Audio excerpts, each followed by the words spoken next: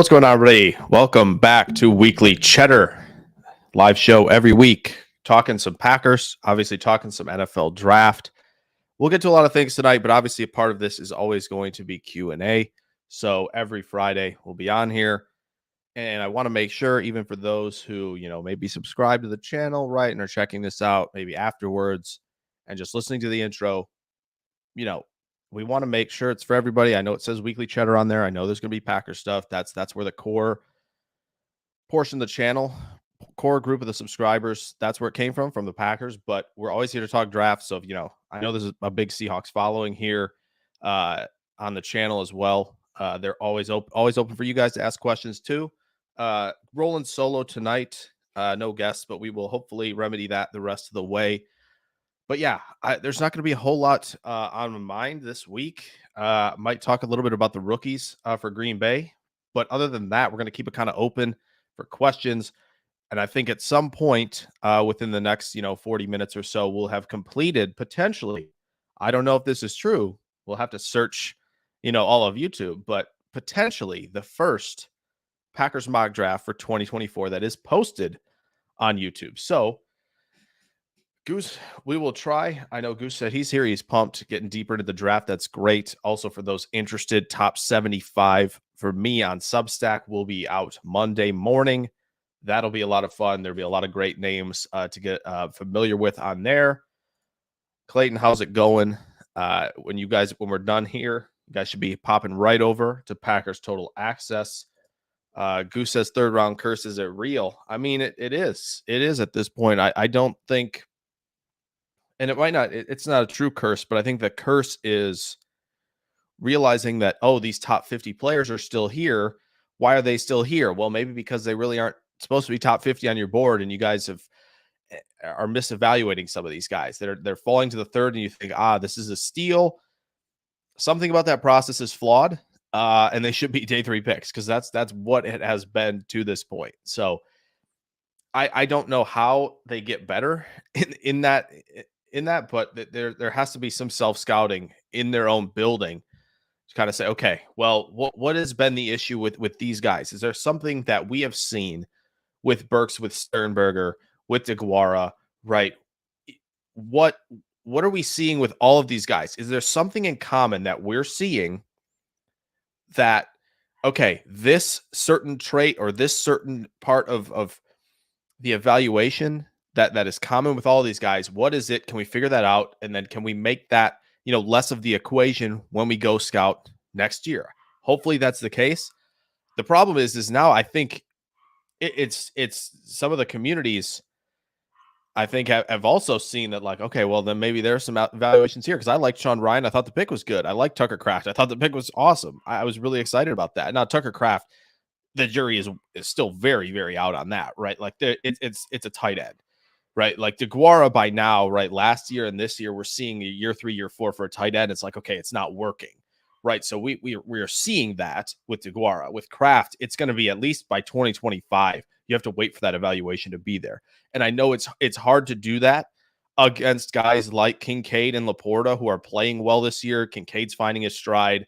Right, and went through his film actually the last couple weeks on the channel. If you want to check that out, probably gonna have something on Laporta as well, just because they're playing well, because they're really, really good receiving options at tight end, and that's what they came out into the draft as. Laporta's getting work in line a little bit, but we've seen kind of the issues with that as well.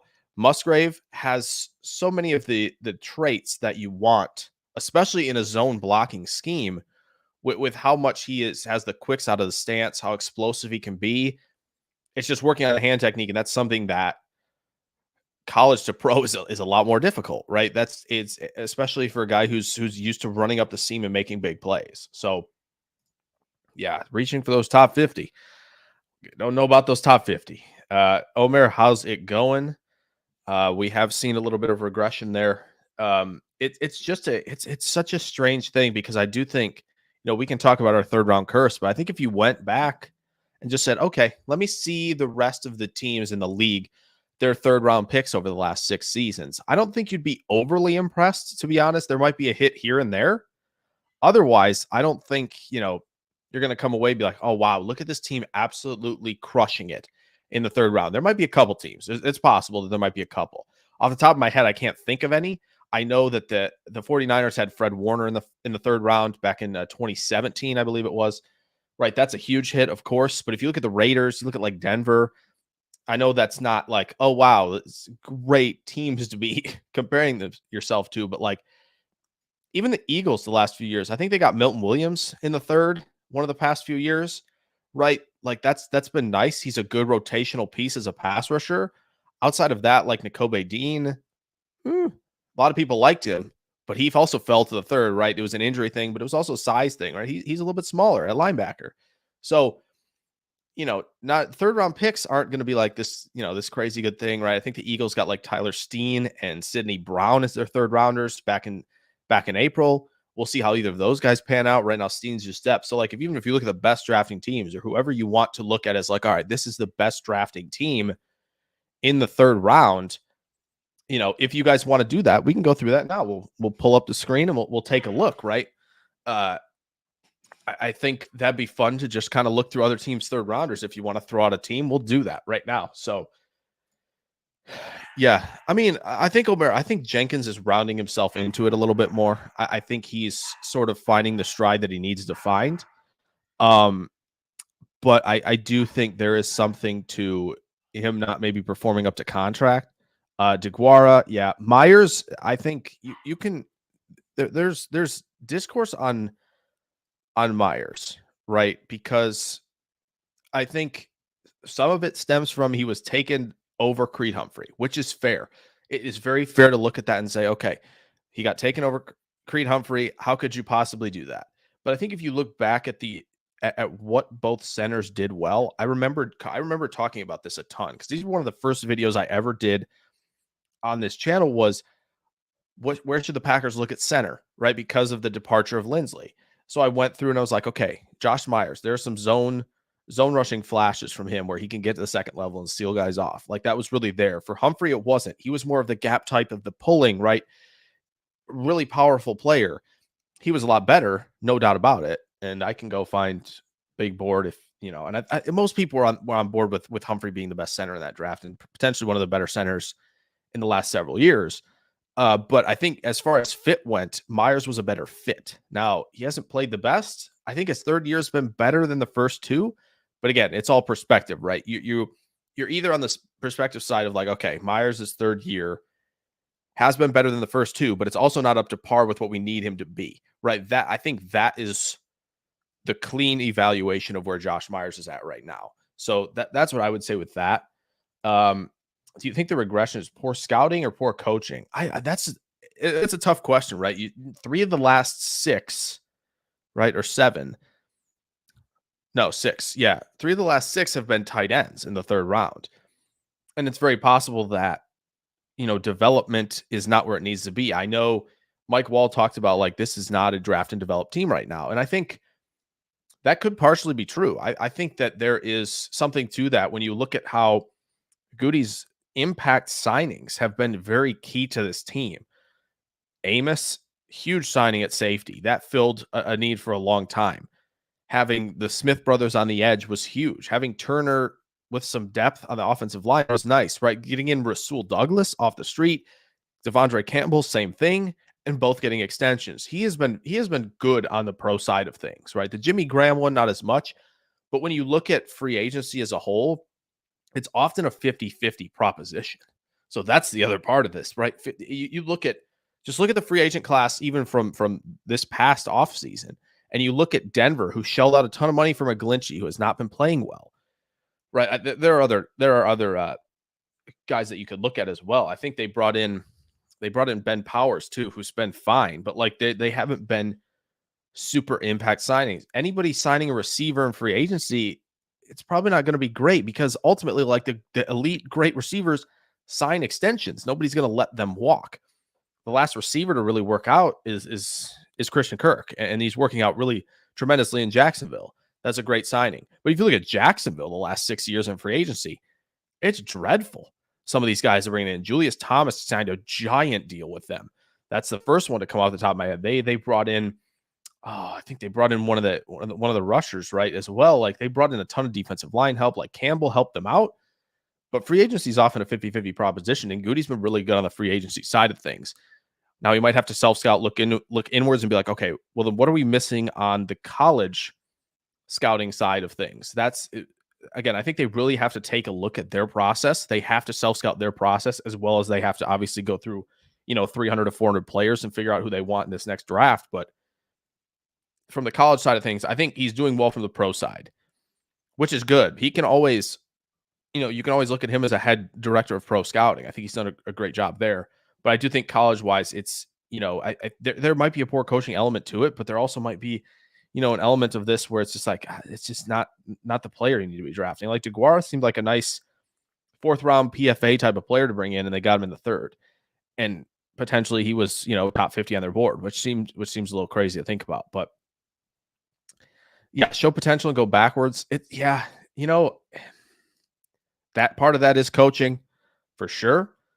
But some of that is obviously like, okay, we've found some of the potential, but they just never had the consistency to begin with. So that's also part of it too. I think it's fair to say it's coaching, right? Yeah. Yeah, I'm always interested in Mike Wall with offensive line because he talks a lot about them, and he did a lot of evals for the draft, which was really cool back in like March or so. I talked a lot about Paris Johnson, and I think body positioning is a big deal at contact, right? When you're first receiving contact or initiating contact, how good is your positioning in pass protection? How good is your positioning when you're making contact, looking to drive someone off the ball? There's a top tackle prospect in this next year's class who I think does not have good body positioning at contact. And I do think, Mike Wall is which I think is really interesting. You find some of these guys who really look into detail on all this stuff at certain positions, and you pick up so much. Mike Wall's one of them, tremendous guy. You should be subbed to process to perform. So yeah, there are definitely technique issues, right? I think there's a reason though, right? When you look at Rasheed Walker, his 7th round pick, second year, this is probably what you're seeing is what you're kind of getting a little bit. I think he can get a little better. I think there's still development there, but I'm not sure he's more than a swing tackle, which I do think is more than what you expected for a 7th round pick when you saw that pick maybe last April in 2022, right? Yeah, I think it's just about perspective. What are you expecting from Myers? Do you think his best ball is now? Do you think he's had his best ball, or do you think he's not played well? Then I think if you say he's not played well, then playing his best ball is not something crazy to say. But I do think it's interesting that Goody's kind of backing the coaches here, and we'll see about that. Yeah, it's very possible Jenkins isn't 100%. He's had some severe injuries, right? So Savage, yeah, I remember thinking about the Savage pick, and I was like, oh, I think he works really well in the nickel, and he works really well top down when he can kind of see things and read and react. To me, I don't think he was good enough for responsibility per se on like the back end of a defense. He just felt like more of a box nickel type where he had the speed and the quicks to be able to handle things in man coverage, but he could also be like sort of a robber defender. And that robber look is not often a look that Green Bay's defense is ever in. So you had him as more of this like, okay, he's got to do both phases of playing safety as well as Amos. And I thought they were like the same-ish player, just Savage had more speed. So I didn't like that as much. I thought Juan Thornhill was going to be a better pick for them back then because he had more range, right? He had more ball skills. You can move him around a little bit more in a kind of multiple looks depending on what coverage you wanted to run. And he meshed a little bit better with Amos, right? Like if you looked at Eddie Jackson was the ball hawking type in Chicago, and Amos was like the box safety tackling type, could play half of the field, isn't going to play single high, where Jackson, you could let him play single high. Those two meshed well. I just don't think Savage and Amos meshed really well with the types they were at safety. That was the really the only gripe I had with Savage as the pick. Hasn't panned out. Yeah, I think Myers did make sense at the time. Mental errors, that's a big thing. And that's why I'm probably going to be driving the bus for Cedric Van Pran, even if Cedric Van Pran as a center isn't the greatest athlete at the position. And you'd be like, oh, well, can we play zone with Cedric Van Pran? Maybe, maybe not. But like ultimately, Cedric Van Pran, if you ever like listen to him talk in interviews, I encourage you to go find some. if you want to find some of the interviews, I have a guy who I worked with in time with NFL draft stuff, and he's well in the Georgia program and stuff now. I can send you some links to that. Just listen to Cedric Van Pran talk about the mental portion of the game and how much football IQ matters and what you see pre-snap matters with adjustments, with how you have to attack certain techniques on the defensive line. He is so smart in that portion of the game where I just, that's a player I want on my NFL team. So I'm going to stay big on Van Pran, even if maybe the results haven't been great on the field this year. I think they've been fine, but it's just, I do think the mental part of playing center is huge. I think, Lindsley was big in that department as well. You need to find that player again. I don't know if we have it. Maybe Zach Tom is that. But then again, if you're moving Zach Tom to center, you need to find 2 tackles again. You should be maybe drafting 3 tackles, right? So there's a lot that goes into that. Omer says, I don't understand why teams don't trade more, seeing great players going for 3rd-round picks. Yeah, so that's a big thing, right? Is you're seeing, and I put this in like the Rasul Douglas video I did, is like some of these top guys aren't going for big picks, right? You see a lot of like 2s, maybe. Sometimes you see 2s traded. You'll see a lot of 3s traded for talent. And it's like, if you're a contending team, there's no reason to not trade for talent and get rid of a mid-round pick. Because as we've said before, right, again, if you guys want to pull some of the teams up for the 3rd round, we can. 3rd round picks are no guarantee, right? You trading for 1st round picks. 1st round picks are no guarantee, right? If you're trading, last year, Brian Burns was going to go for 2 1s to like the Rams. And it's like, I think you can see the reasoning for both sides of the equation. Brian Burns, talented player. Has he been elite? Not really. So that when you look at that, you can go, okay, well, then we have 2 swings to potentially get an elite player, right, over this guy that we're probably going to pay as an elite player, but may not be elite. So that there's that part of it. And then there's the part of like, okay, well, you have Brian Burns. Both of these first that we trade for could end up not being even as good as Brian Burns. They could be both flops. So both sides of that equation are interesting. But when it comes to 3rd round picks, I think it's kind of a no-brainer, right? Say the Bills go win the Super Bowl. Like, I mean, the Rasul Douglas is going to be a major part of that because their back 7 is dealt with injuries and has not been great. Like Khair Elam, he's not been very good, right? So, yeah, 3rd round picks, you trade for some talent like that, especially even if you're swinging for Chase Young who hasn't been healthy. You know what the ceiling is, and the ceiling is way higher than a 3rd, right? Yeah, Gomer says I'd rather trade my draft capital for a proven player. Absolutely. Yeah, I think Stokes dropping a little bit in year 2 is something I would love to look at more in depth. Because I'm wondering if there were any slight like tweaks to the scheme at all, or what he was asked to do. I'm really interested. I might go look at that. Maybe we get a video on that, on Stokes and what we've seen so far. It stinks, yeah, because I think I remember looking at his film really in depth after we drafted him, and I was like, okay, I see it here, right? If you're going to line him up a lot in a press look, even if he's not going to initiate contact in press, to turn and run with a lot of guys and be in a deep quarter or a deep 3rd, like that makes a lot of sense for him. Transitionally, he wasn't the best. But there was so much potential there. And so, yeah, it would be very interesting to see why it was different, if anything. I don't know if there were just nagging injuries and he's always dealt with that. That could be. It just stinks that we're maybe not going to see him at all, potentially this season again at corner. Hopefully we do. It just seems like he's bitten by the injury bug a lot, and that just stinks, to be honest. Thanks, Clayton. Appreciate it. Glad you guys are enjoying this. Let's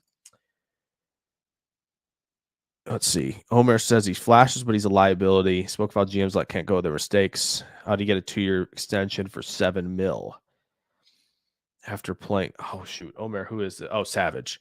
Yeah, I don't know. They like their guys, but like it just seems like Thompson was more willing to move on. Even with like the good players, sometimes like Thompson moves on from Casey Hayward, Micah Hyde gets let go. Like there were guys that Thompson moved on from that were good, but you never saw Thompson really go, okay, we got to bring this guy back and he's not very good. I think that's the difference a little bit. It does seem like Goody wants to hold on to guys just a little bit more. Goose, this is entirely possible. This is entirely possible. When you have both reporting to Murphy, they might be both giving him different information. If they're not talking on a regular basis during the draft, if you do not have a cohesive unit in that building before the draft saying, okay, this is the type of corner we need for this scheme. Say it's Barry returning, which I don't think anybody wants, but you have to like look at that possibility of like, okay, what does a Joe Barry corner need to do? And if they're going out there and saying, okay, we know what the Joe Barry corner needs to do, but like we like this guy better. And this is why, again, teams' draft boards are smaller because often fit matters, right? You're not going to go, okay, this guy's a predominantly zone corner. We play man coverage. We're drafting him. It's like that. Usually no. And like same thing with the center position that we already talked about with Myers and Humphrey. There are teams that are go, okay, we're running gap scheme. We want this powerful dude in here in Humphrey. This is going to help us a lot. The Chiefs when they drafted Humphrey ran a lot less zone than they started to do. They tried to get Clyde Edwards-Helaire going a little bit. It didn't work. And so ultimately though, they got Humphrey within 2 seasons in a position to where he was an elite center. Like that fit made sense. There are fits that make sense. There are fits that don't. And that's why draft boards are smaller. I don't know if the GM and the coaches are on the same page right now. It does seem like they are not. I don't like that. I really don't. This needs to be a cohesive unit in the draft room. You have to know, like, okay, I don't even know if LaFleur's ever been seen in the draft rooms. I know they show draft rooms on the draft. I haven't watched the draft in a couple years, to be honest, because of the live shows, but I'm sure that there's something to, seeing, right, GMs, coaches working together, in the trenches in the draft, right? You see it with the Jets. They release the videos. You see it with the Lions. They're in lockstep. They're talking all the time during the draft. Maybe the Packers do this, and they just don't want people seeing their room, which is very Packers-like. They're not heavy on social media. They're not into all that. But, yeah, single-year extension. I don't know if that was for Savage Goose. Look at the guy Tennessee traded to Philly. Yeah, Kevin Byard. I mean, that is proven talent for not a whole lot. And Philly is glad to burn mid-round picks for, safeties, linebackers, receiver, right? They'll burn picks for receiver when they got extra because they know that they're drafting trenches all the time. They're drafting so many trenches that they're going to hit eventually or hit a ton. They can say, okay, we need a safety. Fine. We'll go find a safety at some point, right? We need to work the backbone of the back end in linebacker and safety. We'll find those guys elsewhere. We don't need to draft them high. We don't need to draft running back high, right? We'll go get DeAndre Swift for a 4th round pick and he'll be excellent. No problem there, right? Like it seems like a no-brainer the way Philly's running things. The teams need to look heavily at how Philly runs things and be like, all right, we need to do that. I know they didn't win the Super Bowl last year. They did win with Peterson in 2017. So and they figured out the quarterback transition very quickly. They figured it out. They got Hurts. It's been working. Yeah, proven players for a long shot lottery ticket. I agree, Clayton. It makes sense. The Bears do love burning their seconds. The Bears don't have a direction. I don't know what their direction is. They traded a 2 for Claypool. That was stupid at the time. Claypool's not good. I don't know why they would do that. I'm thankful that Green Bay did not get him for a 2 because I heard that and I almost lost my mind because I'm like, this is just, you're going to trade for a receiver finally, but it's not this guy. Please no. And they might have burned their second for a guy in Montez Sweat who might not re-sign. I don't know what they're doing. They needed to know that Sweat was re-signing. It's a great fit with Chicago. Don't get me wrong. They needed to know that. Like it sounded like Bears just swooped in and took over from Atlanta, who was destined to get him, and they wanted to build around Sweat as the future on the edge, and they were going to get other guys in there to supplement his play and complement his skill set. So, yeah. But yeah, that's Byard, Omer.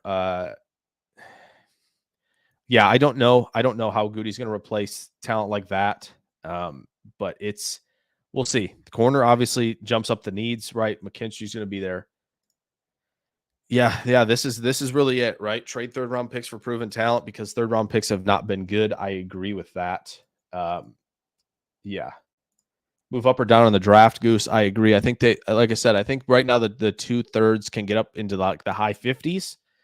And they can always and they can always get back into the fourth and get a million swings in the fourth round if they want to.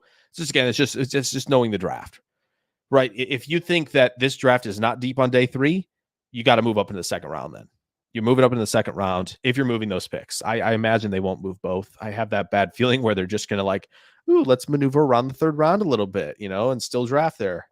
But you got to know where the breadth of the talent is. It's often 20 to 70, right? That we feel like that's usually the case, just because there are usually 15 to 20 first round grades. I know that some of the stats guys and the analytics folks want to create a way where there should be 32 first round grades.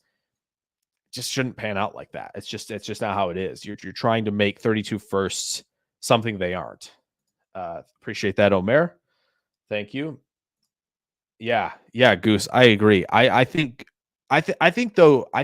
Thompson moved on too much, but he never didn't move on enough, right? So, and that's where Goody's in that sort of boat, right? Yeah, play 10 yards off the line of scrimmage. Joe Barry is the Toby of our office. Yeah, he seems to always be catching strays. Yeah, 2020 and 2021 I had issues with. Even beyond the love pick. The love pick was just stunning. It was, and I tried to be as positive as I could, because I'm like, okay, I understand the thought process of Myers a little bit. If they were going to use Amari Rogers in a bundle of different ways as an offensive weapon type, they just never did. Amon-Ra was obviously a better player. They passed on him. Don't know if Amon-Ra would have been good if they picked him. Who knows? But yeah, Omer, I think the wide receiver room's good. I think it needs an X. I think it needs a dominant player to go out and win on every route. And we're going to get into that with this mock draft here in a few minutes and just talk about, okay, like these are these types at X that I think they need. Watson's good as a Z, as a deep threat, as a gadget player, as doing all of these different things. But I'm not putting him on, like, say, on the backside of a 3v1 and going, okay, you in that corner, probably the number 1 corner, go beat him. Just go beat him on any route we tell you to run. I just don't think he can do that. So, and the tight end room is good. They do need Tyler Davis back. I think that would have helped the younger guys a lot, and you would have been able to mix them in more favorable positions. I do think, though, it might be better for the long run that Musgrave's getting a lot of what Tyler Davis would be doing. I think that's going to be beneficial for him. I know it's throwing a lot at him, but I imagine that Musgrave can handle it. I mean, yeah, Goose. O-line, D-line all day. Absolutely. I do think what's interesting about the D-line for Green Bay is that they want their edge rushers in a 3-4 to be bigger. And this is where we get into that discussion of, why is Preston Smith in coverage? Well, in a 3-4 defense, you often have edge rushers who drop into coverage. It's just not Green Bay's MO. They want the heavy edge rushers. So this is where we go back and we talk about, is the GM and all the coaches on the same page with the player they want? Again, Gary's a great player, and I think he has a better job because he's a better athlete dropping into coverage. I don't think Preston Smith is quite the athlete dropping into coverage. Maybe Van Ness will be that, but they've gone heavy at edge, right? 260, 270 in a scheme in 3-4 that often offers you guys in the 240, 250 range who are fluid enough to drop into coverage, say a Dallas Turner in this upcoming draft. So it's interesting. Yeah. Yeah, DeGuara. Yeah, there's some pretty brutal tape. Draft for the trenches, trade for a marquee lineman.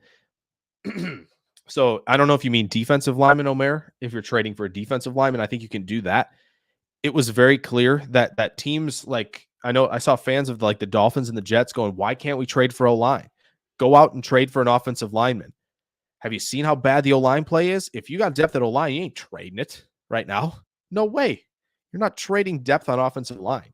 The offensive line overall in the NFL is down. Defensive lines are much better. And maybe this draft will reinforce the O-line. But if you have talented offensive linemen, even for depth, you're not trading them because you might need them in a moment's notice. And so that's why it was like, fans are like, why don't we trade for O-line? That's why. People aren't giving up O-line for like 3rd round picks. It's not how it's going to be. Right. It would have been nice to have Green Bay to go get like Quinn Miners from Denver, who they had interest in back when he was in the draft. But I'm sure that teams know this. They're like, we can't trade him. We can't trade O-line right now. Run stuff would be nice. Team can't stop the run. I think Slayton's getting a little better. I think we've seen it a little bit. I think the flashes are there. Can he be more consistent to be that run stuffer? Perhaps. If not, maybe go draft one. Team needs more defense. Yeah, they don't have a Hall of Fame QB. I agree. They don't. But you have to make sure that at any point you don't have a Hall of Fame QB. But if you have an offense that's ready for a talented QB to step in, then you have that. That's kind of, I think, what Detroit was trying to do. But then Goff is playing well enough where they go, okay, well, maybe we don't need to move on. Maybe we can win this whole thing with Goff. Because like they were getting everything in place, right? They were getting, they got Hutchinson for the defense. They bring in Jameson to be potentially the one for Amon-Ra St. Brown's 2. Jameson hasn't worked out, unfortunately, but it's felt like they were getting everything ready to go get a QB, and they haven't done that because Goff played well. Best guys do end up between 20 and 70 for sure. Yeah, I mean, yeah, the defense, there's some sort of disconnect with defense picks and just how it's worked out. Lee checking in. Yeah, I think, yeah, everybody's got the film of everybody. Everybody knows, I think, how to exploit weaknesses. Everybody sees Barry's tendencies on certain downs and rotating in different, combinations. And they go, okay, when can we attack? And they know when. Right. And it's not bad to have guys rotating in, but when you have a lot of rookies rotating in, Van Ness, right, you get Brooks in there a little bit, you get Wooden in there, teams are going to be able to take advantage of that. Right. It's rookie defensive linemen that were picked, obviously Van Ness was a first round pick, but there was molding to do, right? He was still a ball of clay, but then you have rookies on day 3. They can take advantage. A-Rod could have used the help when they drafted Love. No, I agree. I think I will always say this. I do think Green Bay, obviously they talked about interest in Justin Jefferson. I think they were really interested in Brandon Ayuk. Just so happened San Francisco jumped up ahead of them. And I think San Francisco knew Green Bay was interested there. I'm almost certain Green Bay goes to Ayuk. But when Ayuk goes, they're like, all right, well, time for the QB of the future. So, right, they're not going to deviate from their board and just go, we can settle for another receiver. I get it, the T. Higgins thing. I don't know. The T. Higgins fit in Green Bay seems weird to me a little bit. But, yeah, it stinks that Watson's dealt with injuries. It just seems like he's big and he's a little lean for how big he is, and that might be a contribution to it. Yeah, they need to get some interior run stoppers. I agree. Obviously, Lee, good to see you. Also, is it weird? Defensive free agents come to Green Bay, ball out year 1, then slow down a bit. I think it could be partially on that, right? I got to remember. I don't remember when Barry took over and when Pettin was done, but like bringing in the Smith brothers, which I feel like 19, yeah, that would have been a Pettin defense. I think they let Za'Darius attack a lot more, and that's what he needs to do, right? He's not an edge setter. They need him to attack, and he did that, and he had a big year. Maybe the reason he stepped back is like they had to make some tweaks, right? They're like, okay, well, we need to be better in run defense. We need you to just slow your rush for a second, make sure you're containing. And then that's where you get that decrease in production from Za'Darius because they're telling him to be a step slower and not attack. That's why he's thriving right now in the Schwartz defense because Schwartz is saying, no, we got 4 guys on the line.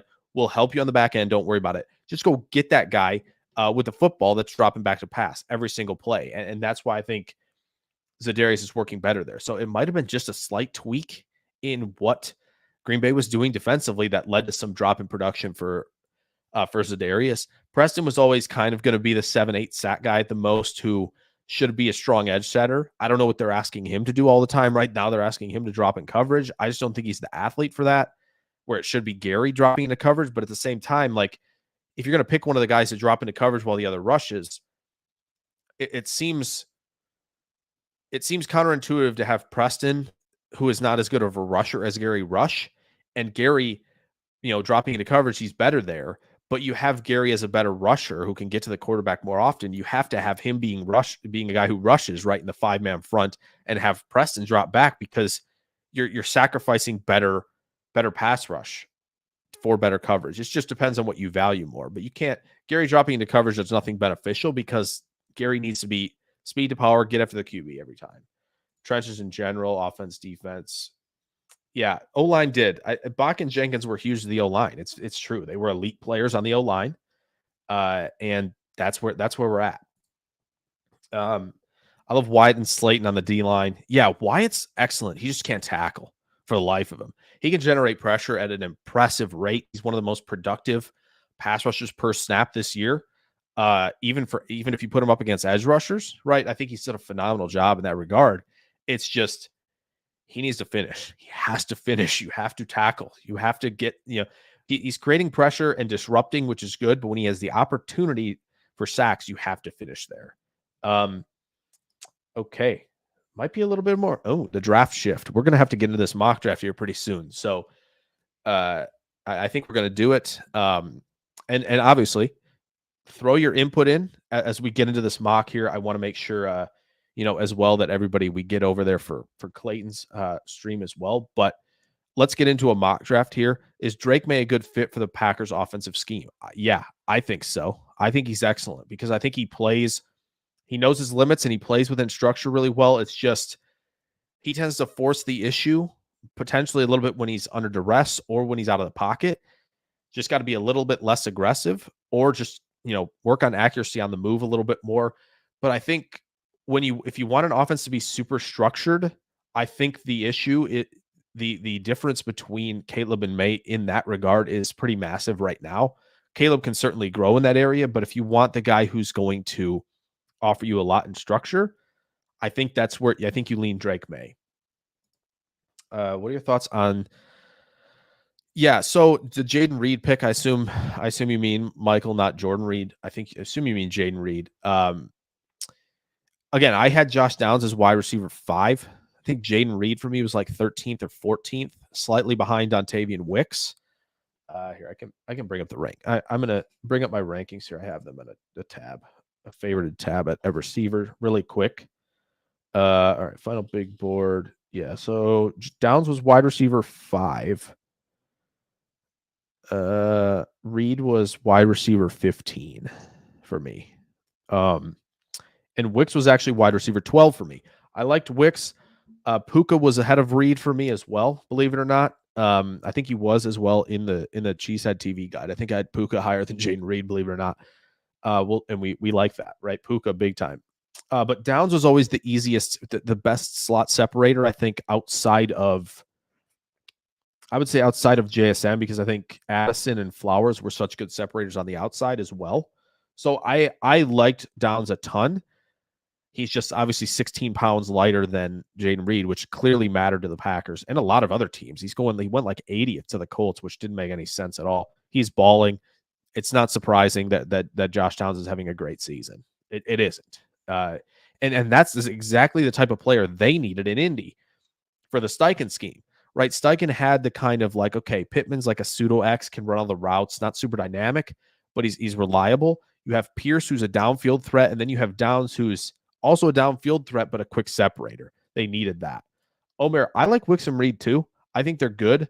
It would just be really nice, obviously, to have Puka and Downs, but I think Wicks and Downs would have been excellent as a duo to have. Tackling does seem to be a team-wide issue. Christopher Scott, hello. Give me the Sanders theme, Shadur, Shiloh plus Dion. That'd be kind of wild. How's the downfield accuracy? I think it's fine.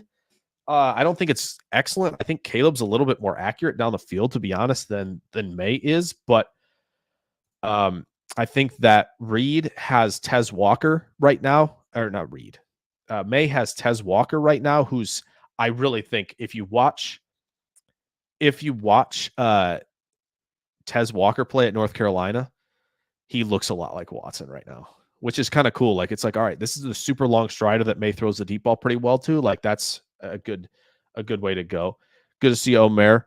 I'm sure you're popping over to Clayton's in a few minutes. But let's run through a mock here. We can get everybody's input. I already got the thing up basically, so we can roll with it right now. Green Bay does still pick 6th. We're gonna go 4 rounds. We'll keep it pretty fast. We have entered the draft. Let me get to a screen that works. Okay.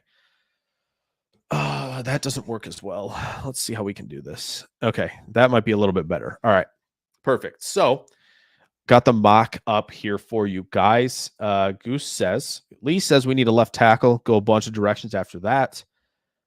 Strong needs left tackle, center, QB, corner. nickel as well as corner, I agree, and nose tackle. Okay. Let's roll, folks. All right, so we're gonna see what happens. Again, it might be the bad start of all bad starts, where it's the two QBs, Marvin Harrison, and the two tackles. Hopefully, it isn't, and we get one of them. Let's find out. Here we go. Okay, so we're gonna get a tackle here. I think. I think it's. And again, throw out your thoughts as well as we're going.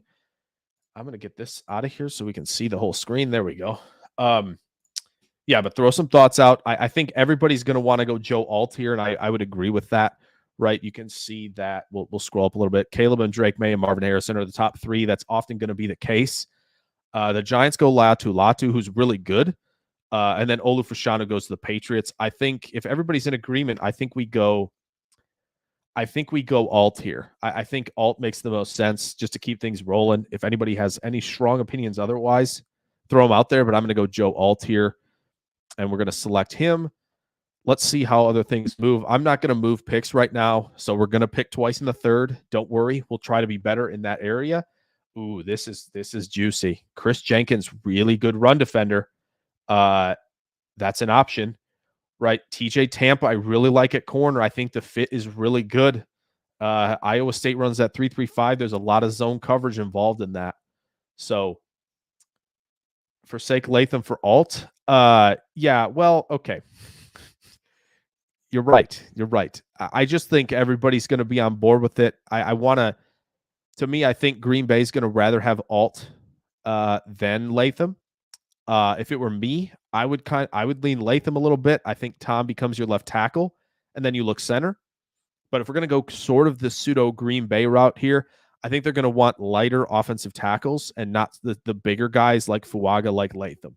Would I pick Latham over Alt? I think I would. But I do think Green Bay will go Alt all day if they have the chance to do so. Chris Jenkins, okay. I assume Lee, this is Jaden Hicks that you want in the second round of safety from Washington State, who is quite good, I have to say. Yeah. Okay. Burton from Duke. Oh, Graham Barton from Duke. Graham Barton. Yeah. He's probably gone. If we can look quickly here. Yeah. Goes 22nd to the Texans here. He's either going to be available there. I can't imagine he gets to 38, right? But we get the tackle. I get you. I understand. I like Alt so we don't move Tom. That's totally fine. I get it. Tom's really coming into his own at right tackle. You don't have to move him. All right, so where do we want to go here, guys? We could go, and we're not going tight end if we don't get Bowers. I think tight end is a no-go. Receiver, there's still some options here. Brian Thomas, save it.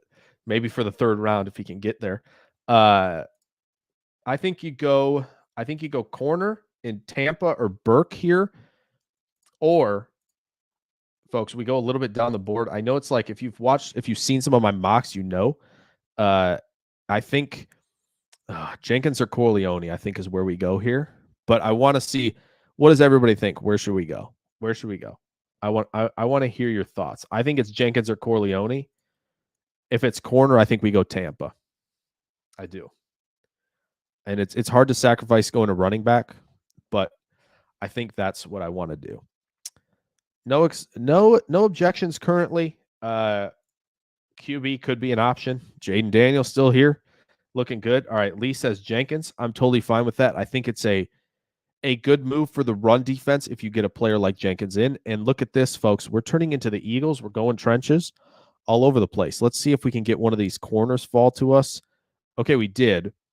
But Jaden Daniels also available. Burke is here. A little more volatile in coverage, but I think the coverage flashes are really good. And I actually think he plays some pretty physical ball when you ask him to. I think he can be a little bit of an enforcer out there. So Burke obviously in play at corner. Yeah.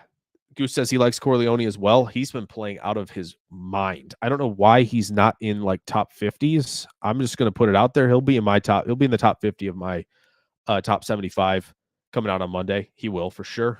So we go Jenkins. So I think it's Burke here.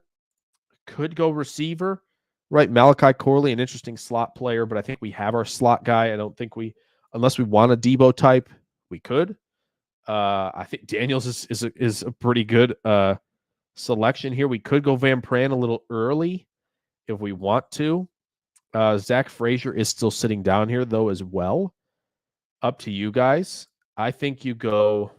You could also take the first running back off the board. I know it's not a popular thing to do, but I don't think Brooks or Corum are reaches at this point. I think either would be great.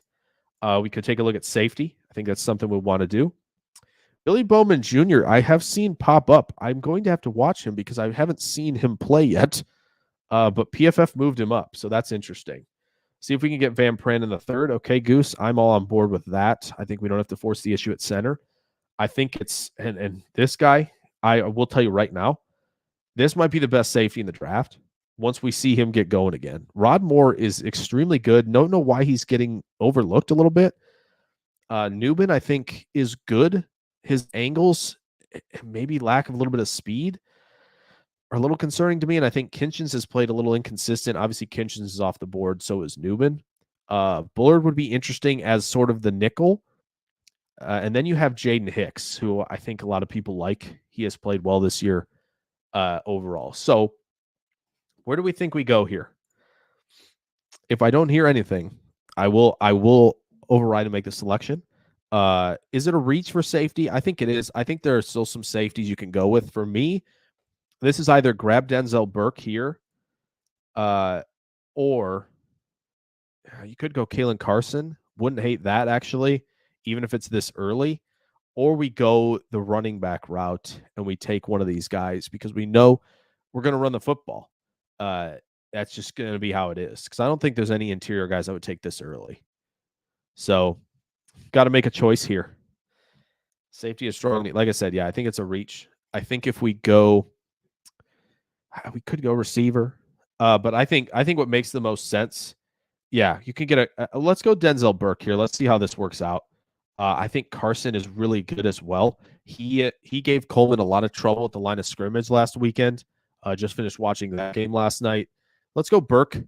Let's get a corner with good coverage skills in the building. And I like the direction that we're going now. Oh, man, I can't believe Tyler Guyton got this far. That's crazy. We were 2 picks away, folks. 2 picks away from getting Rob Moore. Trey Benson goes as well. I think that's a great fit in Green Bay. 2, I could go corner twice. This might be the spot, folks. This might be the spot. You want to get Brian Thomas Jr. Might have to do it now. Troy Franklin, another guy who's a little leaner at receiver. Same with Torrey Horton. I think they're really good players. We could just stretch it out. I know he's been hurt. Man, Jalen McMillan, nice player. Just saying.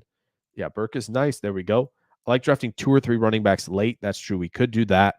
That will probably mean we don't draft any, right? We're only picking 4 more times. So we want to see receiver, I think, is still an option. Obviously, QB, Green Bay could definitely look this direction. I think they will at some point in this draft. Running back looks, I think, a little thin. Why? I hate when it does that. Running back looks a little thin. I think, though, if he's still here. Oh, yeah. I think we make this happen. I think we make this happen, folks. I think we go Cedric Van Pran here, no questions asked. Let's get the center in the building. We get Alton Van Pran. We're adding to this offensive line. How can you not? I think we're going it. Yeah, I agree, Goose. Van Pran's there. That's a no doubter. Oh, guys, I think he made it. I think he made it. Oh yeah, easy. Size, speed. Give it to me. We're going Brian Thomas. Not even a question. Well, we should look at safety though. Let's look at safety quick before we do this. I don't think Jaden Hicks is going to make it, but I do think Ransom's played good this year. Yeah, I think Goose, I like this. I think you make him and Myers compete, and I think like there's an outside chance that many have talked about, and I think I'm in agreement is, you could try Myers at guard. Let's see what happens when he's not having to run the whole show at center. Right? I think there's a possibility that actually works. And if it does, then you're really set because you likely aren't bringing back Runyon. But now you have Alt, Jenkins, Van Pran, Myers in a better position that suits his skill set. And then you have obviously Zach Tom on the right side. And that O-line might cause some problems, right? So yeah, Goose it says Myers to right guard as well. So I think it's Jaden Hicks here. To me, I got to watch Jahdae Barron. I haven't watched Barron yet, and I want to see what he looks like. Boy, if the Packers still need to tackle here, and we didn't go Van Pran, and we wanted to move Tom to center, Fatanu's really nice. I like him a lot. He'll be in the top 75. Myers to guard's overdue, says Lee. I agree. I think it's overdue as well. I think it's time. So yeah, what do we want to do? Do we want to go Brian Thomas, or do we want to get the safety now? Because I like Troy Franklin. He's going to be gone before we pick again. Chance McMillan is as well. It gets kind of dicey down here a little bit. Let's test the waters. Let's see if Hicks can make it. Let's go Brian Thomas. I'm all in. Let's do it. Let's go Brian Thomas here. Oh, yes, he made it, folks. Wow. Is this like the greatest mock draft ever? We get Jaden Hicks here at 106. This is great. Travion Henderson would obviously be excellent. I don't know why PFF has him so low. I don't know if it's just injury related. Played so good against Wisconsin. He was excellent. So I think Estime could be good here. I think that'd be a fun pick to have. But I feel like if you're going to go safety, yeah, and look at that. Lee said Hicks or Thomas can't go wrong. Guess what, Lee? We're getting both of them in the building right here. Yeah, let's go play the lottery. Oh, we're going Hicks. Let's do that. Let's go Hicks here. All right, so they're going to be one more pick. We can honestly throw this pick at anything. I think you can go any direction you want to in this last one. Obviously, we didn't go 7 rounds. Like, Mondon is like a really interesting space linebacker. But we could also go Malachi Moore, finish it up. I know he's here. Boop. There's your nickel if you want him. There is the nickel if you want him. Running back. Let's check out running back. Let's see. Let's check out running back. Let's see what it looks like. I like a lot of these guys. I think there's some talent here. Raheem Sanders, if he hits the full ceiling, look out. I think that's maybe the pick that we go. Jace is a solid player. Shipley feels like a gap-only running back to me. It doesn't seem like he has the processing skills yet for a lot of zone running. I think you just let him follow blocks and hit a hole. But yeah, nickel, there's some nickels. I don't know if Saner's still here. He is not. That stinks. Yeah, that's the thing, Lee. I agree. I think this is what's so difficult. It's like, okay, well, we didn't grab a QB, and we know they're probably going to do that. But I do like some of the day 2 running backs. I think Brooks, Corum, if they're fine with drafting, I was probably going to be a hair under 5'8", and then Trey Benson, all guys I would be interested in as well. The QBs are, oh man, no, thank you for Joe Milton. Any of these are interesting to me. Cam Ward would be a heck of a lot of fun as a backup. Hartman, poised. Jefferson can move. Obviously, he's a big dude. Let's go Raheem, huh? Goose said Raheem Sanders is fun. Let's do that. I think McClellan's solid, but I think if you're going to swing here, might as well swing for Raheem Sanders, who showed a lot last year, hasn't this year, but yeah, let's go Raheem. PFF's going to hate that last pick, by the way. They don't like Raheem. They don't like running backs ever being picked. Ward is a hard pass. That's fair. He does play a little bit. He is a little bit chaotic, I think is the best way to describe him. And look at that. We get a B+. I think that's pretty good. You know, Joe Alt, Chris Jenkins, Denzel Burke, Cedric Van Pran, Brian Thomas, Jaden Hicks, Raheem Sanders. Van Dyke's played. He has had a couple bad games. He's played some good ball. I liked what I saw early in the season. It does seem like we're going to get to some better competition now, and you're going to see a little bit less. I like this. Can we send this in now? Let's send this in. I'll contact Roger. We'll see if we can keep this one in the back pocket for April, because this would be nice. I think Brian Thomas, if you didn't see, for those still, Brian Thomas was on Brugler's top 25. He obviously released the top 50 board, but I think he was 24th. So this might be a little rich. Brian Thomas might not be going this low. but it's nice to get him this late in the mock like this. It's fun. So there you go. I think Brian Thomas, is he going to give you a true X? I think that is possible and remains to be seen. He's a lot of size and speed.